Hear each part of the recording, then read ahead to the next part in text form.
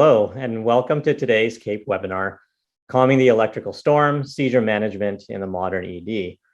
I'm hoping that everyone across the country is getting to enjoy some warm spring-like weather, like we were lucky enough to have today in Southern Ontario.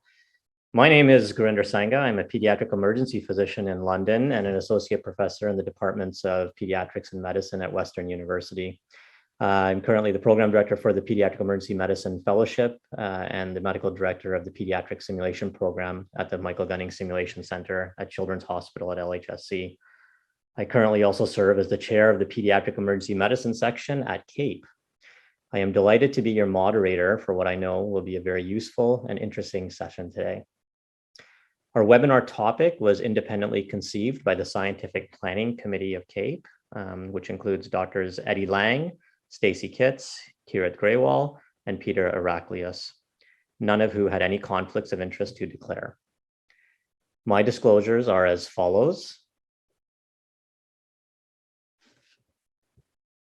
The program received financial support from Pendo Farm in the form of an education grant.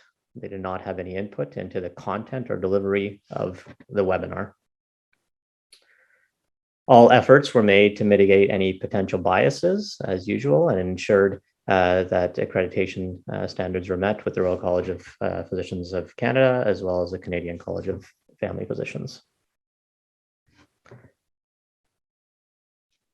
A little background on this webinar's development. Seizures, as we all know, are a common presentation to emergency departments across the country and affect patients across the age spectrum. 1% of visits amongst adults to emergency departments are for seizures, and up to 2 to 3% in pediatric patients. As such, an appropriate understanding of seizures is needed by all emergency physicians to optimize appropriate investigations and management for these patients. Over the course of my career, as well as many of yours, I'm sure, definitions and classifications have changed, and there has been an explosion of new anti-epileptics that have altered the management of patients with seizures.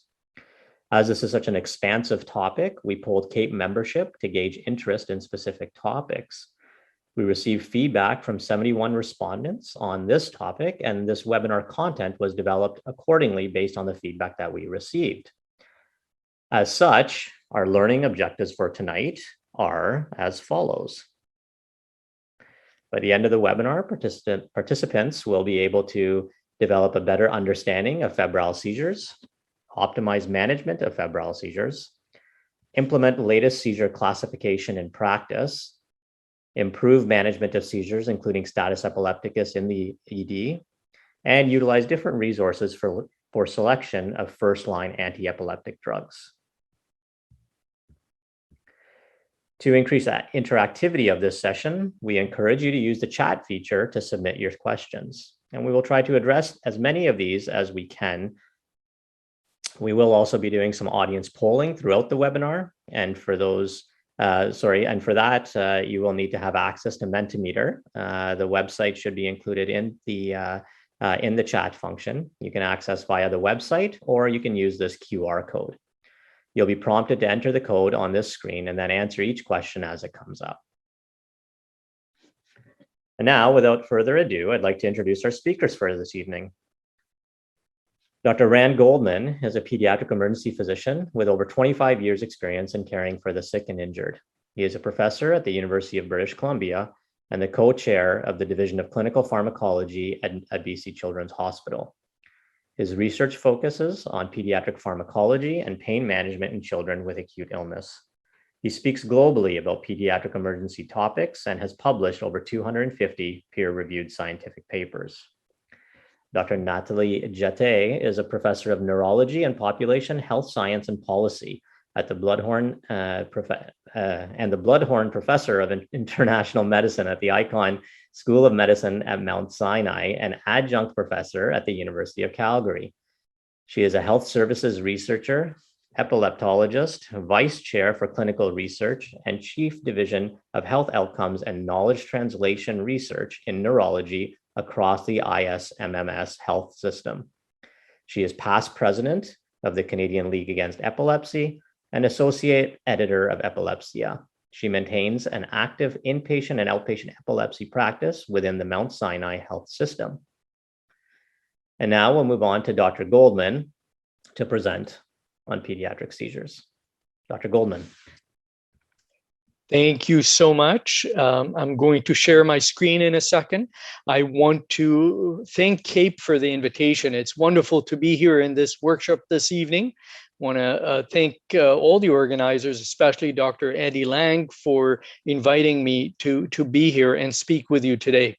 I'm excited. Thank you, Dr. Sanga, for the introduction and for being here, and looking forward to hearing what Dr. Jete has to say about adults with seizures. I'm going to share the screen to show you some of the content that we're going to talk about today. As you heard in this session, we discuss the disclosure, and mine is not different than others. There is an honorarium from CAPE, and we've been disclosing any financial support that did not influence my slide a bit. Let's talk about what we're going to talk about today.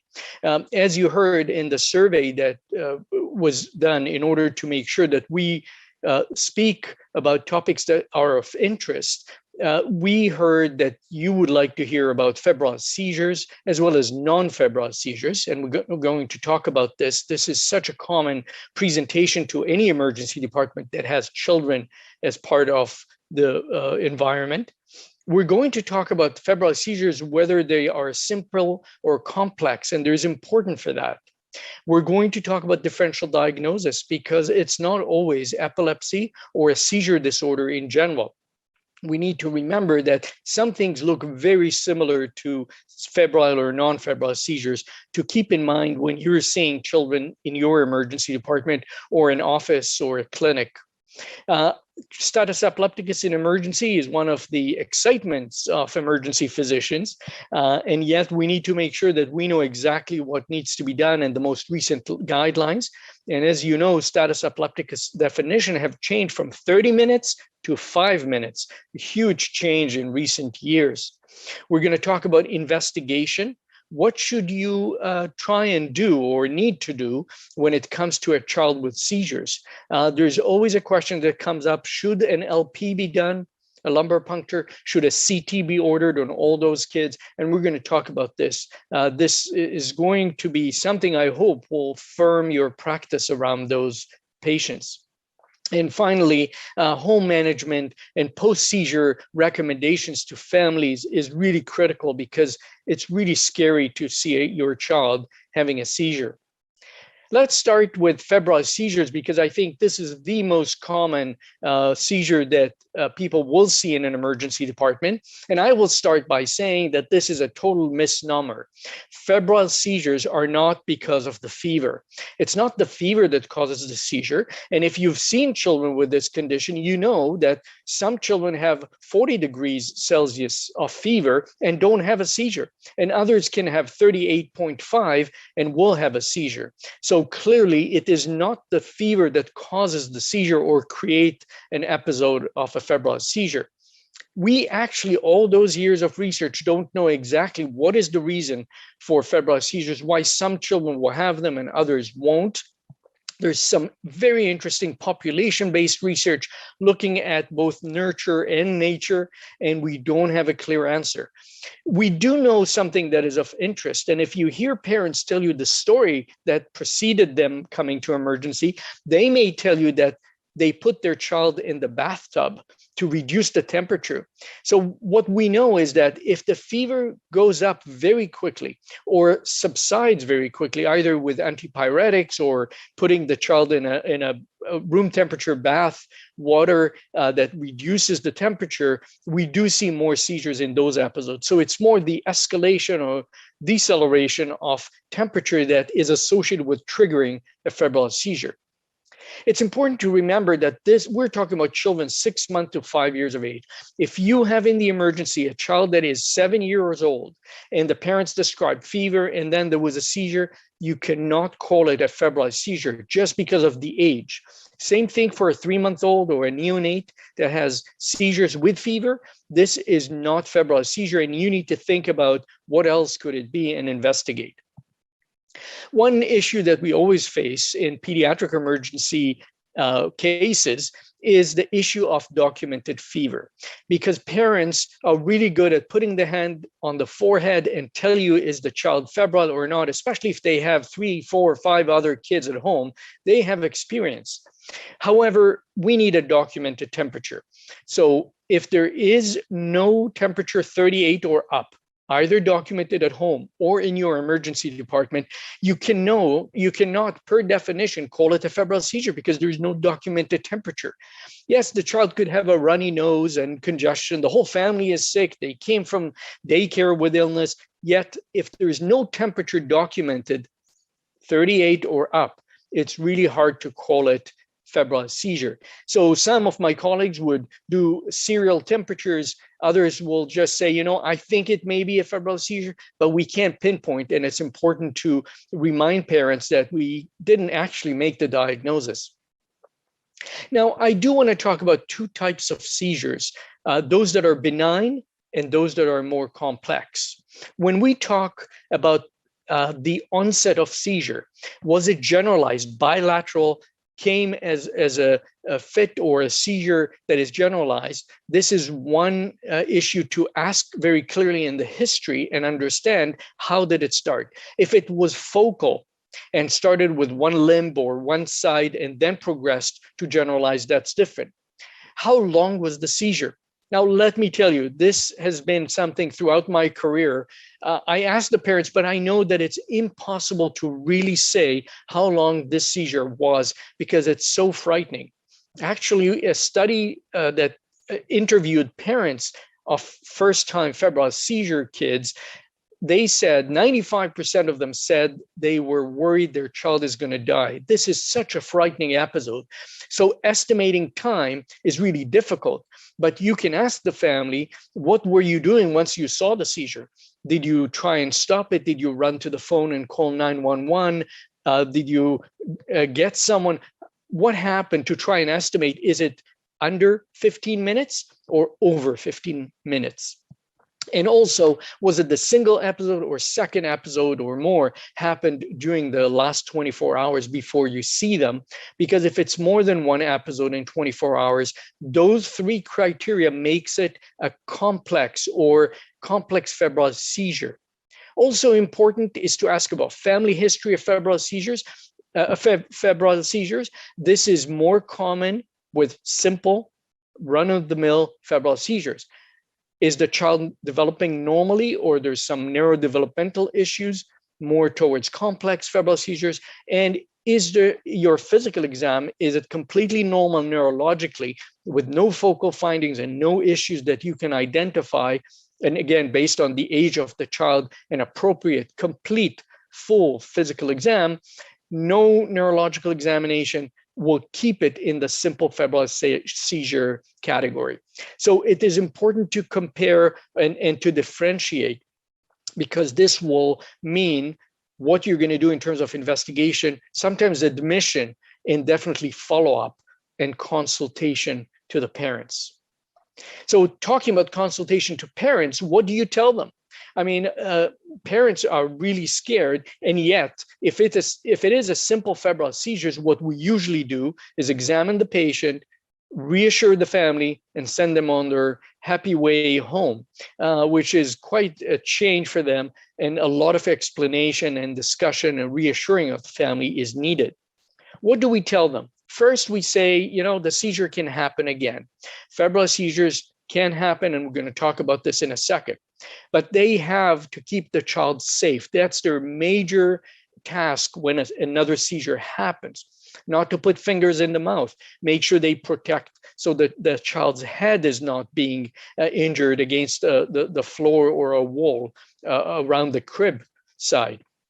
It is important to call 911. And I tell parents that even if it's the second or third or fourth episode, they should probably seek for help, because you don't know how long the seizure will take, especially if those clusters are close to one another. It's really important that 911 will be called and to reach for medical help in a reevaluation of the patient.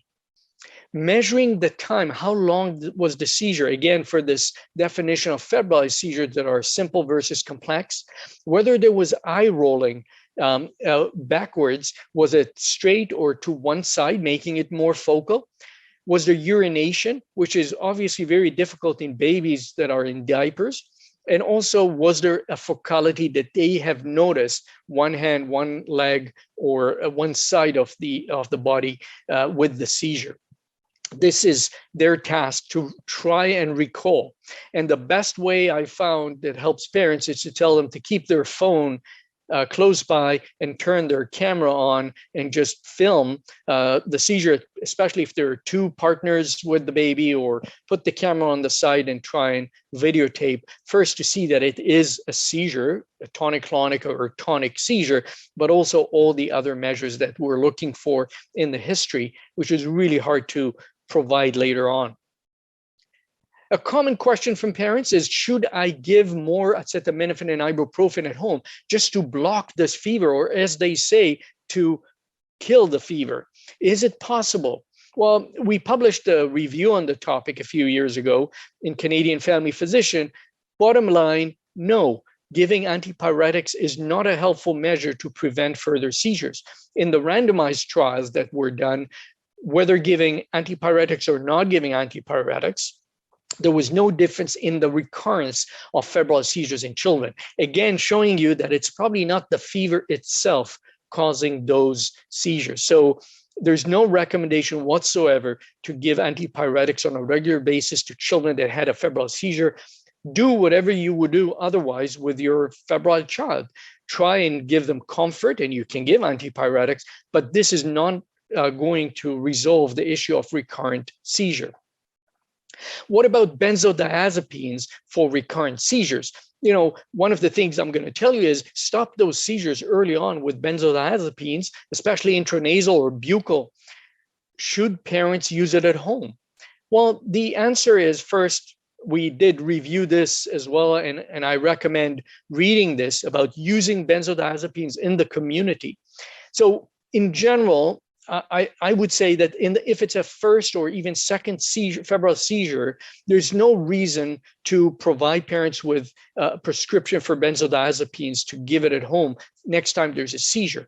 However, those children with frequent seizures where the parents are comfortable using intranasal administration of benzodiazepines, either with an atomizer or a simple technique, and you expect those seizures to happen again, febrile seizures, this is something to consider and offer parents to do at home.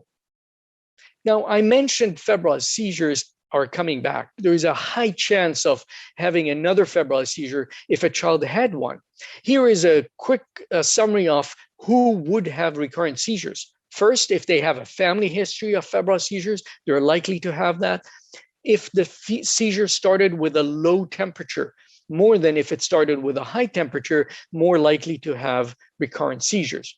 If they're younger than 18 months of age when the seizure started, and that's the most common age, 6 months to 18 months of age, and if the fever was short onset just before the seizure. So again, probably the fever went up very quickly and resulted in a seizure. The more factors from those four that you have, the higher the likelihood of 2-year risk recurrence of febrile seizures. And this is kind of a gestalt or a number that you can provide families to understand what they're heading towards in the next 2 years. In general, I would say that the rule of thumb is 50% chance of another seizure during another febrile illness within a year of the first febrile seizure that you realized. Let's talk about what we should do in the emergency. First, if it's a simple febrile seizure, per definition, less than 15 minutes, once in 24 hours, those are managed just like any other child. If it's a 4-year-old with fever, had a febrile seizure, we do not investigate beyond what you would investigate for the temperature. If you decide that you need to do complete blood count or a urine sample, go ahead and do that. If you don't think that those are needed for whatever reason or whatever guidelines in your emergency, there's no reason to investigate them because they had the actual seizure. If it's a 7-month-old and you would do a complete blood count, a culture, a urine sample with a catheter, whatever it is that you do, treat like any other febrile child.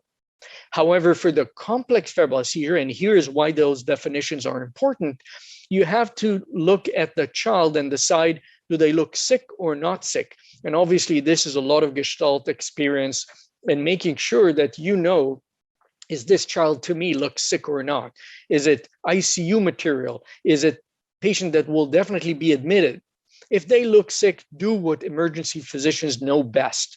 Resuscitate the kids, stabilize them, investigate thoroughly, whether it includes a CT, LP, whatever it is, do it for the child. They need to be stable and maybe go for admission, ICU, or transport to a larger center if you decide so. We, generally speaking, on the complex febrile seizure, monitor those patients, observe them. If you have an observation unit in the emergency, this may be the place to see the child and see how they recover, whether there's another seizure, whether management of the temperature and investigation should be done. We usually do blood work, urinalysis, consider LP. And when I say consider, you are not mandated, or the guidelines wouldn't say absolutely do an LP. You need to think about it. If you do an LP for a child that is older than a year and a half, or 2 with no open fontanelle, one thing to consider is doing a CT scan, both to find what's in the brain, make sure there is no lesion or bleed or anything else, but also to make sure that there is no hydrocephalus and risk when you do an LP with very high pressure. Not that in my career, I've seen a lot of brains coming through my needle in the LP, yet we tend to want to know whether there's increased pressure in the brain. And doing fundoscopy on a 1.5-year-old and on a 16-month-old baby is not very easy. It's important in those children with complex febrile seizures to rule out bacterial illness. There's somewhat of a higher likelihood of having bacterial infection rather than a virus that caused the febrile seizure. And finally, children with focal seizure or focal findings on exam is absolutely a reason to investigate further, admit them, do a CT scan, consider, if you can, doing an EEG, whether in emergency or shortly after the emergency department, if it's possible in your hospital, or arrange for a neurology or pediatrics to see them. Now, we talked a lot about febrile seizures because it's so common, but it's obviously important to remember that some children do not have febrile seizures. Non-febrile seizures are also common. Seizure disorders or seizure episodes can happen in any age in childhood. They could start at 15 or 17 years of age, or could be shortly after birth. There's a huge differential diagnosis, and I would recommend that CAPE hold another session where we talk about non-febrile seizures. But remember the metabolic screen, that is important because metabolic illnesses can cause seizures. Imaging is important for non-febrile seizures, not always on the first episode. And that's something that changes between centers. But imaging to make sure that a brain tumor or other issues do not cause the non-febrile seizure is important. LP is absolutely something to consider doing, EEG, seeing neurology, and possibly starting antiepileptics. I would say in general, neurologists are telling me, don't start it after one single episode in a healthy child. Wait for a second episode. Do an investigation. Loading or starting early with oral antiepileptics is not recommended in general. And going back to the emergency issues that we all know, this is things that if you are listening to CAPE workshops, you are working in an emergency setting, you know this. Start with ABC, give oxygen, and open a line. And if you feel that this is status epilepticus after 5 minutes, make sure you have 2 lines. Having an IV line in children is not always easy. It could be tricky. If you're working in a setting that doesn't see a lot of kids, the nurses or whoever's putting an IV may not be successful in keeping the IV for a long time. So try and put 2. The first thing you do, give benzodiazepines. It's usually readily available. You can give 1 and then a second and a third dose. Remember that if you cluster them too quickly one after the other, you're risking with a respiratory depression. Now, some of you may say, whatever, that's what I do in life. I manage airway suppression and airway depression in children. I can intubate the patient. But remember that generally you want to be slow and try and distance the dosages 10, 20 minutes from one another if the child still needs some. I would highly consider not waiting for the IV to go in. I had a lot of success, and there's some good randomized trials showing cessation of seizures with buccal intranasal administration of benzodiazepines. It's easy to do. You open the lips and put the syringe with the benzodiazepine in the cheek and push it in. It absorbs very quickly, great blood supply. Don't do it under the tongue, because then you may get a bite from the teeth. You can do intranasal with an atomizer is probably the best route, but not necessarily. Also remember, if you need to open an IO, an intraosseous, that's a great place to push benzodiazepines until you get better access. If these didn't stop the status epi, and many times this will be enough to stop status epilepticus, go to a second-line therapy. In this second-line therapy, there are quite a few drugs. I can tell you the levetiracetam is what the neurologists, is their first love in recent years. Keppra is what they're giving as a loading dose, but you have other options on the slide here. Valproic acid is written there as an option, but I haven't seen people giving valproic acid as a rescue in status epilepticus. Now, you loaded them with a second agent, it didn't work, you have to go to the third line agent, and those are basically repeating benzodiazepines, repeating a second type of antiepileptic that was on the second line, maybe intubating at this stage to ensure you're taking the energy and keep oxygenating the patient well, and definitely cover with antibiotics as sepsis, do imaging, and monitor the patient in the intensive care unit. I want to wrap up this session by telling you about some differential diagnosis that is really important to remember, and to show you a few examples from your favorite website called YouTube. Sandifer syndrome is a common condition when children have gastroesophageal reflux and the pH coming from the stomach going up to the esophagus. It causes discomfort, and this Sandifer syndrome and the epistotonus that you may see with hands and legs may be looking very similar to what seizures may look like. Let me show you this video. Rapid movements, the whole body, many times epistotonus that is more pronounced than what you're seeing in this video. This is a baby that you may think this is a seizure. Moving four limbs, very uncomfortable. You can't tell if the eyes are rolling back or not. This definitely could fool us as being a seizure. This is not. This is caused by gastroesophageal reflux, and this is not a seizure. The second thing I want to show you is breath holding spells. Some of the most difficult differential diagnosis to seizures, and take a look at this. Okay, it's okay. Lay down.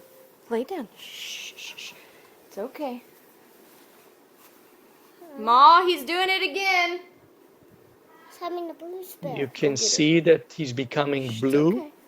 He's not breathing. Shh, shh, shh. It's okay. He's becoming distant. You can't tell about the eyes. Tonus, increased tone, hands and legs.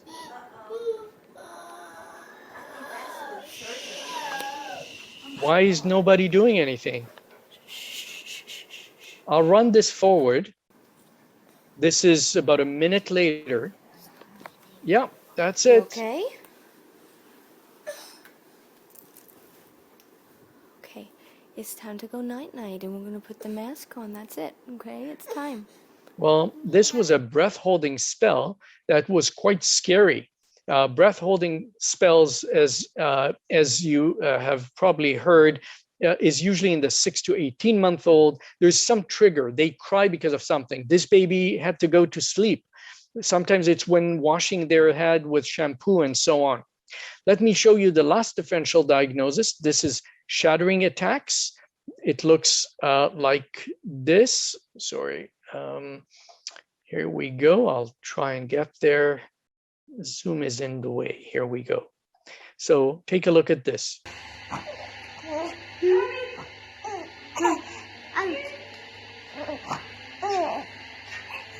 Rapid movements with all limbs, eyes looking straight forward.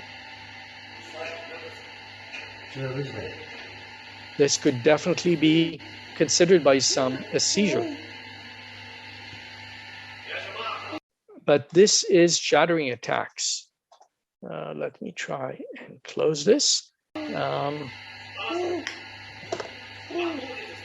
Okay, so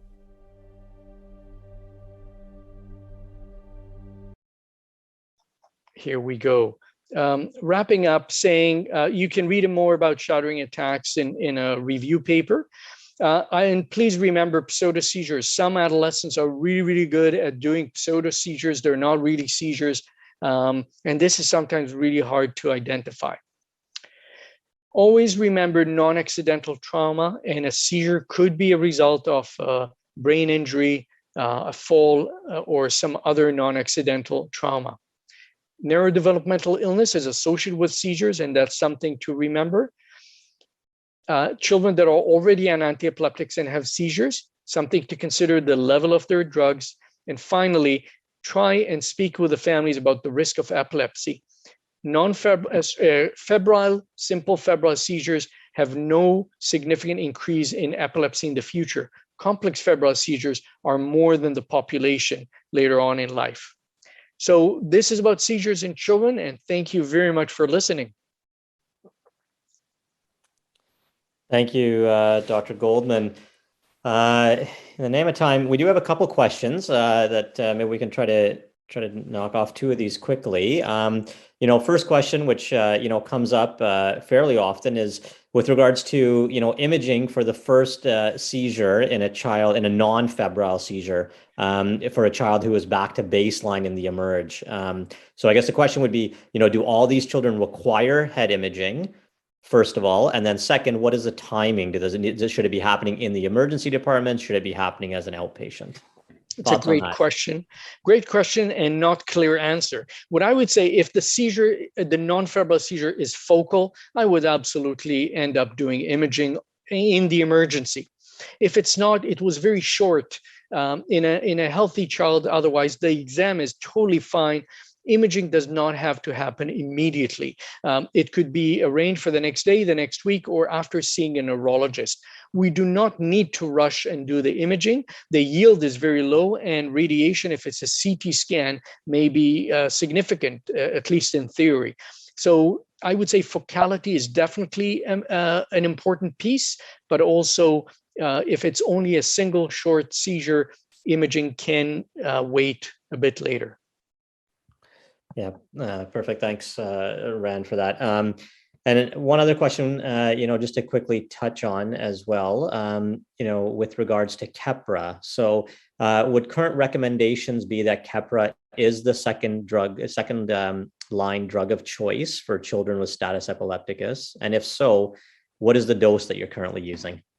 So I would say yes. Keppra has been recommended by neurologists in general for pediatric status epilepticus as a second line. However, I would suggest not to go into a dose here because every hospital formulary may be a little bit different. It's important to converse with your, if you're in a general emergency, with the pediatricians on call or with neurology. And every hospital may look at this a little bit different. So, and the literature is filled with options. So rather than getting into a specific dose, I think it's important to remember this is the second line. Go for it. Load the dose, whatever is recommended in your formulary. And for smaller hospitals, Rand, do you want to give a range that you think is reasonable for Keppra? Again, because there is still a kind of dispute in the literature and some recommendations, it's better that you would ask in your specific setting. Okay, perfect. Thank you, Dr. Goldman. We're now going to move on to Dr. Jate with a look at adults presenting with seizures in the emergency department. Dr. Jate, the floor is yours. Thank you very much. It's everyone. It's my pleasure to be with you today, and I'd like to thank the CAPE team, and in particular, Dr. Eddie Lank and Dr. Senga for the kind invitation to speak to you. And Dr. Goldman already presented an excellent overview of the management of seizures in children. And so my task is to speak to you about the management of first seizure in Statusepilepticus in adults. So let me just share my slides. And so I don't have any relevant disclosures. They're listed here. We do get an honorarium for this, this talk. And what I'd like to begin with is that when we think about first seizures, I'm going to cover, as I said, the management of seizures in Statusepilepticus in adults. The first thing that's really important when we see an adult and similarly a child that presents with a first seizure in the emergency department, it's really important to think about this seizure type because that's going to have significant implications in terms of the prognosis of the seizure as well as the management of the seizure. So I'd like to begin by first going over the different types of seizures. First are the provoked seizures. So, we're thinking about the seizures such as toxic metabolic etiologies, acute symptomatic seizures, for example, someone who presents with a traumatic brain injury or a stroke. Then we have the remote symptomatic seizures, and these are often, for epidemiological purposes, lumped together with the unprovoked seizures. So this would be someone, for instance, who had a stroke several years ago and now presents with their first seizure. And we have the seizures associated with an epileptic syndrome. And you'll see as part of this talk why it's so important to think about these different seizures.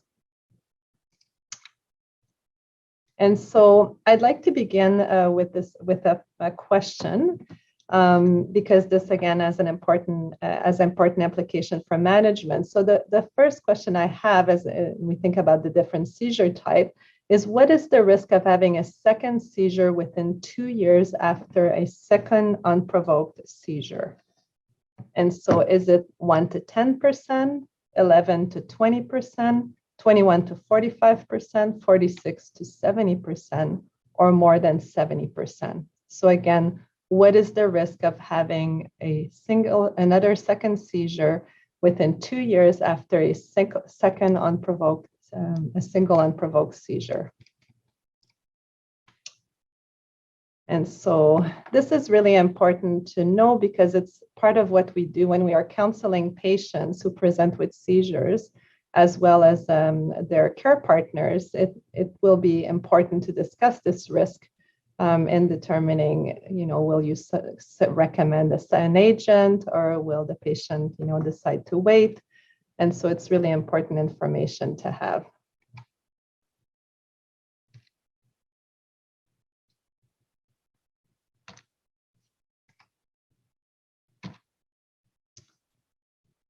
So we'll give it some time for folks to vote. Again, a really important information to have as part of counseling and those who present with first seizures in the emergency room.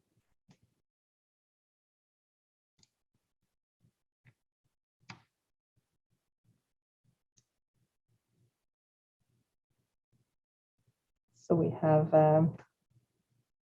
different responses. And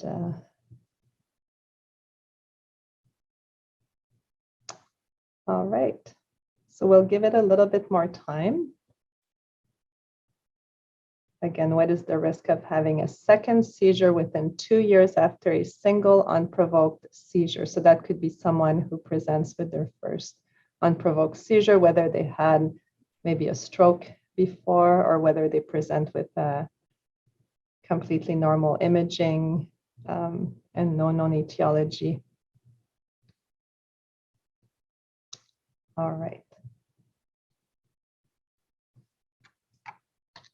Okay, so actually, many of you had the correct answer. It's actually 21 to 45% actually. So that's the risk. And you can see these are from the American Academy of Neurology guideline for the management of first seizures. And you can see the percentage of patient over time with first seizure who experience a recurrent seizure. And this is the percent seizure recurrence and the time in years. So at 2 years, it's around 21 to 45%. What's equally important is that if this is actually their second unprovoked seizure, the risk of having a third is actually 75%. So that can have a significant impact on what you will recommend for management.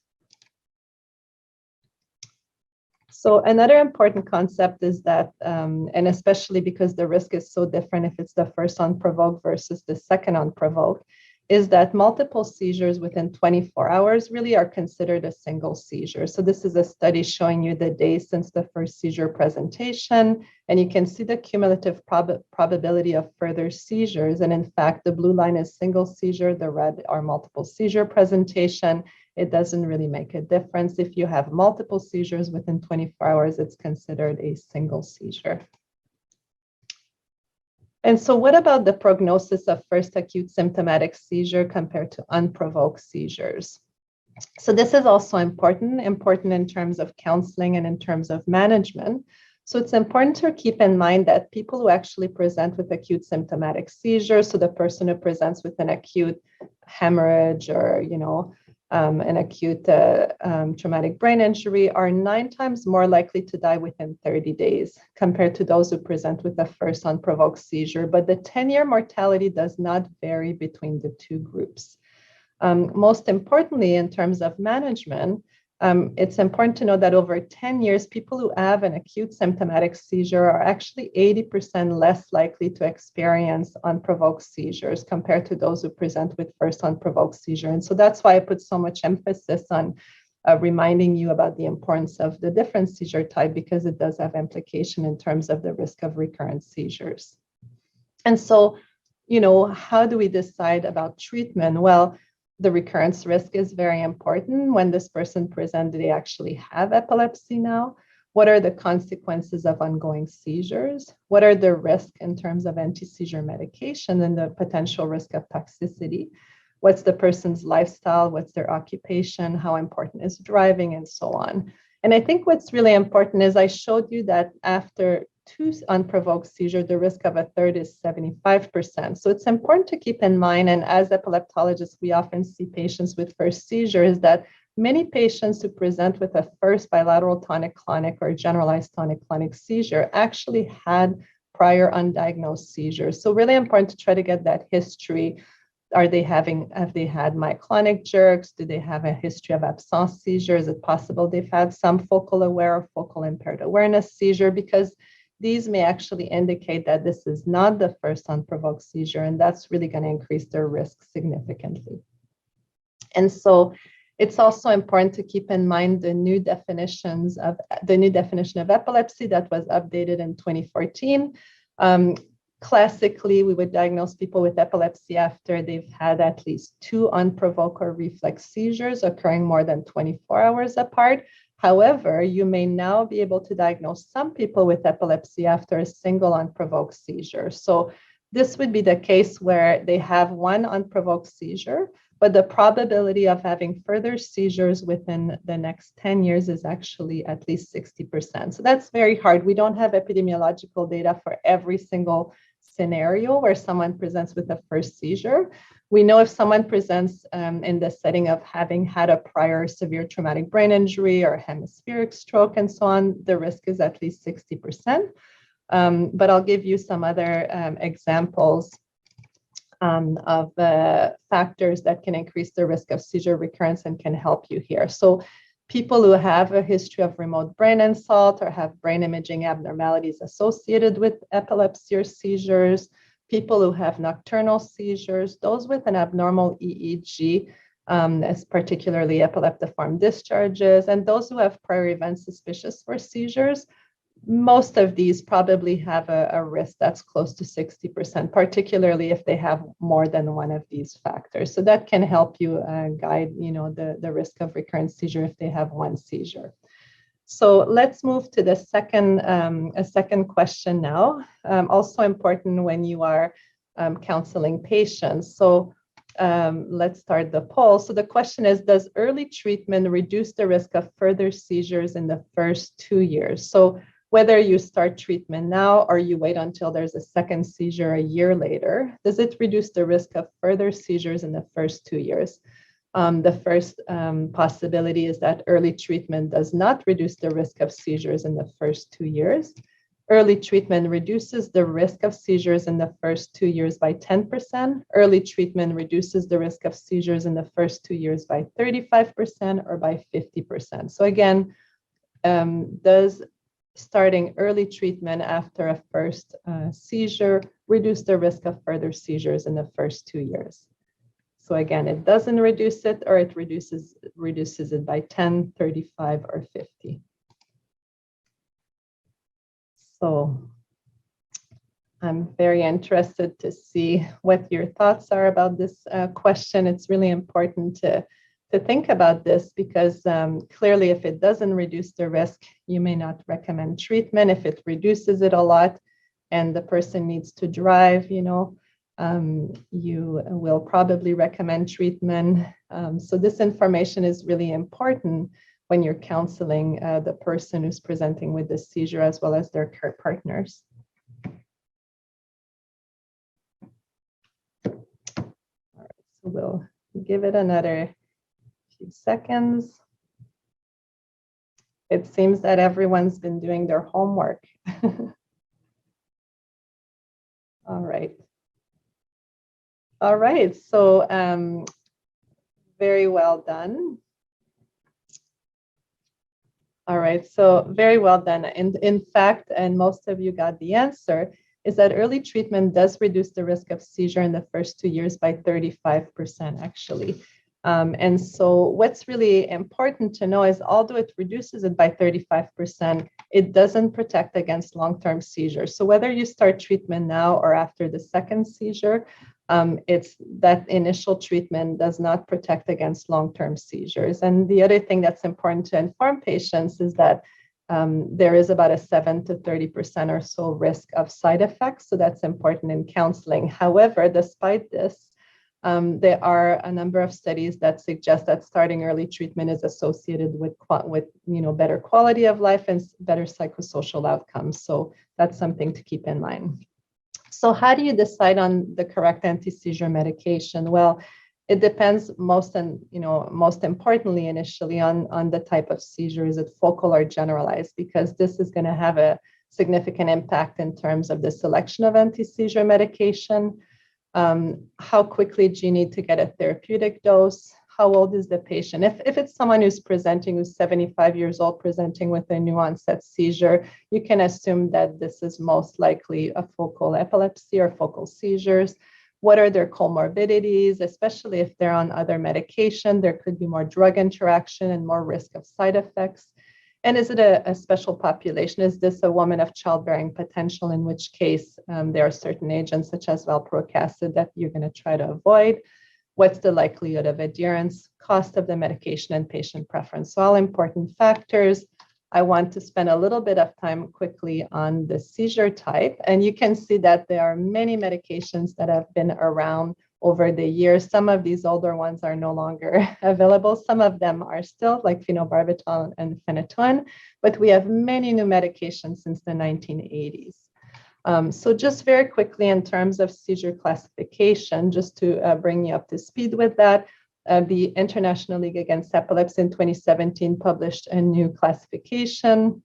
We now classify seizure into focal onset or generalized onset. We used to call it partial seizure and generalized seizure. In the focal onset seizure, we then describe what we see. So we have focal aware seizure or focal impaired awareness seizure. The focal aware seizure or what we used to call simple partial seizure, and the focal impaired awareness are what we used to call complex partial seizure. It's much easier to explain what you see rather than complex partial. What does that mean? It's a little more difficult. So the focal aware or impaired awareness or focal onset seizure can evolve to bilateral tonic-clonic activity. So a focal to bilateral tonic-clonic seizure is what we used to call secondary generalized tonic-clonic seizures. And then the generalized onset seizure would be like the generalized tonic-clonic seizure that from the beginning is already there's bilateral synchronous activity, myoclonic seizures that could be bilateral, and the non-motor one would be, for example, the typical absence seizure. Okay. So the treatment goal in terms of selecting treatment, I always tell the people I see in my practice, the goal is no seizures, no side effect. And I think one clinical pearl that I want to share with you and is just to remind you how incredibly important you are, is that once you start a medication, many patients are going to stay on that medication, some of them for the rest of their life. So you are probably the most important specialist who see, when you see people with new onset seizure, your choice can have a huge impact and can be crucial and can have a long-term impact. If someone has a lot of side effects from that medication, they may put up with these side effects for the rest of their life. So I just want to remind you what an important and crucial role you play in the care of people with new onset seizures. So in terms of first of all is the efficacy, because we talked about focal and generalized. So the broad spectrum medications are good to consider when you're not sure if it's focal or generalized, or if it is a generalized epilepsy. These are the ones that you would go for. The only thing to be careful is lamotrigine can sometimes aggravate myoclonic seizures, so we just have to be careful with that, and it takes longer, of course, to reach a therapeutic level. The narrow spectrum medication on the right-hand side are those that tend to be efficacious for focal seizures. So these could exacerbate generalized seizures. Ethosuximide is the only one that's solely for absence seizure, as you know. The rest are fine for focal epilepsy. The only exception in terms of of also other coverage is that carbamazepine, phenobarbital, phenytoin, primidone could also be used for generalized tonic-clonic seizure in those with generalized epilepsy if they do not have myoclonic or absence seizure, because otherwise they could make it worse. In terms of the selection of medication, there are guidelines from the American Academy of Neurology. They do need to be updated. There have been a number of trials since, but I wanted to let you know about the SANAD trials. The initial SANAD trial, these are pragmatic clinical trials. They are unblinded, they're pragmatic trials. They were initially published in 2007 there was a generalized trial for generalized epilepsy trial and one for focal epilepsy. And more recently in 2021, there were 2 additional trials with additional medication. And the bottom line is that for generalized epilepsy, valproate is the most effective first-line treatment for generalized tonic-clonic seizure, but lamotrigine and levetiracetam are suitable alternative. This would be particularly for a woman of childbearing potential. These would be preferred, but a little bit less effective. When it comes to focal epilepsy, actually, lamotrigine is the more effective. It's actually not only, effective in terms of, and seizure reduction and, prevention of seizure, but it's also cost effective. So it's more effective than carbamazepine, gabapentinox, carbazepine, and topiramate. And Dr. Goldman talked about Keppra, levetiracetam. And in fact, in the latest trial, this latest SANAD trial, levetiracetam and zonisamide were not cost effective. So for those who present with focal seizures, lamotrigine is preferred. Of course, if somebody presents with, a focal to bilateral tonic-clonic seizure, lamotrigine will take much longer to get therapeutics. So that's when you would consider some of the other agents, of course, especially those that can be given intravenously. Our group and others have done systematic reviews on the medical treatment of epilepsy in older individuals. There's some evidence for lamotrigine, levetiracetam. In this case, the trials show that levetiracetam may be superior to lamotrigine. Valproic acid is also an acceptable choice, and in fact, better tolerated than carbamazepine. And this is carbamazepine, you have to be careful in older individuals. If they have cardiovascular disease, it can increase cardiovascular markers. So something to think about and try to avoid if you can, if they have any cardiac disease and so on. In terms of very quickly anti-seizure medication by choice, it would take too long to go over all the different scenarios. We tend to select a lot of the medication based on other comorbidity that the patient may have or other medications. So if someone presents with seizure and painful neuropathy, we may choose, medications such as carbamazepine or gabapentin. If somebody has a history of chronic hyponatremia, we're going to avoid carbamazepine and oxcarbazepine because they could exacerbate it. If somebody has headaches and insomnia, although lamotrigine is recommended, it's cost effective. And for those with focal epilepsy, if they do have a history of headache and insomnia, it could make it worse. So we would avoid it usually in that case. So it's really important, no matter what we say about the evidence, ultimately we have to consider these other aspects of the medical history. So lastly, I want to talk about status epilepticus. So this is the story of a 24-year-old woman who was previously healthy, has sudden behavioral arrest, which evolves to generalized tonic stiffening, and she falls down and develops bilateral convulsive activity. The paramedics arrive, and this started at 9 a.m. They arrive at 9:10. They give her 10 milligram of intramuscular midazolam, and she stops seizing at 9:15. So is this status epilepticus, and did this patient receive evidence-based out-of-hospital treatment? So I think from Dr. Goldman's talk and your knowledge as well, this is convulsive status epilepticus. It lasted more than 5 minutes. With non-convulsive status, we talk about more than 10 minutes and ideally associated with changes on EEG. Refractory status epilepticus you may see in the emergency because it's failure after the first, which is usually benzodiazepine and second-line agent. And as epileptologists, we tend to see super refractory status epilepticus. For this particular woman, she did get evidence-based out of hospital treatment for status epilepticus. This is the RAMPART trial that compared intramuscular midazolam to IV lorazepam. And what they found is that almost 74% of those who receive intramuscular midazolam compared to 63% of those with lorazepam were seizure-free when they arrived in the emergency room. And I think in part this is because for the lorazepam, you have to get IV access and so on. There was a delay, and we know that the faster we treat, the better the chance of success and better chance of responding. So in terms of treatment of status epilepticus, there are a number of guidelines. These are the latest guidelines from the American Epilepsy Society, but they are being updated. There have been a lot of trials since.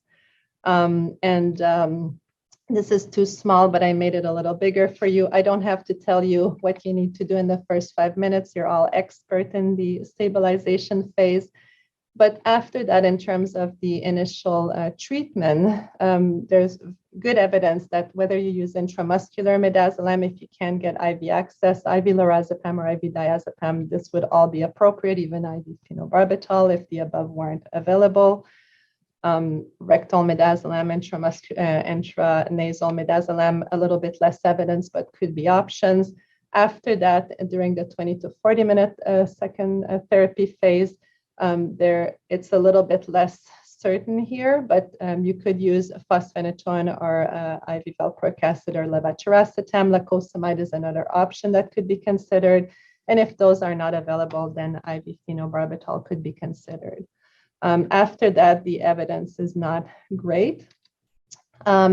And I just very lastly wanted to, we don't have time to go over all these trials. These are all selected drug trials for status epilepticus. And the point here is that, say we take this one, the ESET trial for established convulsive status epilepticus, comparing fosphenytoin, valproate, and levetiracetam, you can see the success rate is 45, 46, 47%, very similar. This is a second trial, valproate versus phenytoin, 88% versus 84% success rate. So the bottom line is that the faster you treat, the better the chance that they're going to respond and you're going to have a good, you're actually going to abort the status epilepticus. This is a more recent paper for your reference that has all the doses. Larry Hirsch is a critical care epilepsy expert and one of the leader in this field. And it's a great update from the American Academy guideline. The American Epilepsy Society guideline also gives you some adds lacosamide to the second line agent. The bottom line is treat as soon as possible and use the correct dose because treatment failure is usually associated with underdosing. So in conclusion, we talked about provoked seizures that don't need long-term treatment, but that acute symptomatic seizures also have a better prognosis than remote symptomatic seizures. We talked about the fact that early treatment doesn't alter long-term prognosis. In terms of some of the high recurrence risk factors, they're listed here. Treatment depends on many variables, and always make sure that you treat status epilepticus. And lastly, and I've told you that before, you play a very important role. Always make sure to try to pick the best agent, because many people will not change their medications once you start. Thank you so much for your attention. Thank you, Dr. Jeté. Well, a very informative talk. And we're just running out of time, but I think that we perhaps have, if people can stay on, we can address a couple of quick questions that came up in the chat. The first question, Dr. Jeté, came up around what would be your preferred agent for women of childbearing age or in pregnancy if they presented with seizures? Yeah, I think, definitely whether we look at the North American pregnancy registry trial, the European one, UK, Ireland, and so on, lamotrigine, levetiracetam, and more recently, there's been a lot of data also on oxcarbazepine. So those three are the preferred choices. So if someone is presenting more with generalized seizure, you'd probably go with levetiracetam or lamotrigine. If it's focal, either of those two would be reasonable. Oxcarbazepine is another option. If they have psychiatric history, I would avoid levetiracetam, of course. But those three agents are the preferred one. I would avoid valproic acid if possible. Okay, and I think another quick question, wondering if you could comment on the use of ketamine for status epilepticus. Yeah, it's very, our group actually did a recent survey. Ketamine is is a medication that there's a little bit more interest in recent years. We use it mostly for super refractory status epilepticus or refractory status epilepticus. So it's very unusual for people to use it early on. Even, you would start with your benzodiazepine, you would then usually use phenytoin, valproic acid, levetiracetam, lacosamide, and so on. Then we usually go to propofol, midazolam. So ketamine usually comes in after that, more for people who have super refractory status epilepticus. There is one trial that's underway, but there's still more information. We looked at this in terms of what people are doing in North America and outside, and there's a lot of differences in terms of the dosages that are used, how many, many people are not using it. It tends to be more in tertiary care centers and more for the treatment of refractory status epilepticus. I think we'll have more information on the topic over the next few years. Mm-hmm. Okay, wonderful.